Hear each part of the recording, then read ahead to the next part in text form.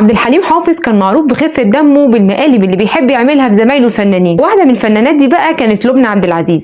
في يوم أثناء تصوير فيلم الوسادة الخالية، بعد ما خلصوا التصوير خد عبد الحليم حافظ والمخرج صلاح أبو سيف لبنى عبد العزيز معاهم في العربية عشان يوصلوها البيت. وهما في العربية عبد الحليم يعديها كده؟ لا أبدا، قرر انه يعمل مقلب في لبنى عبد العزيز. راح قايل لها عمرك جربتي الملوخيه في ازايز؟ قالت له لا بجد، هي في ملوخيه في ازايز؟ بتتباع فين دي؟ قال لها دي حلوه جدا وبتتباع في كل الاماكن عادي، حتى الصيدليات موجوده فيها. وراح موقف عبد الحليم العربيه ونزل دخل صيدليه جنب بيت لبنى عبد العزيز، وبعد كده رجع لها قال لها يا خساره دي كانت اخر ازازه عندهم ولسه الراجل بايعها حالا. قال لها عامه دوري عليها في الصيدليات وانت اكيد هتلاقيها. كل ده طبعا وصلاح ابو سيف وعبد الحليم حافظ ماسكين نفسهم بالعافيه من الضحك، ولبنى عبد العزيز يا عيني كانت مصدقه الكلام. وبعد ما روحت البيت طلعت لمامتها قالت لها هو انت ليه ما بتجيبلناش الملوخيه اللي في ازايز؟ قالت لها ايه ده؟ مين اللي قال لك كده؟ قالت لها ده حليم يا ماما. قالت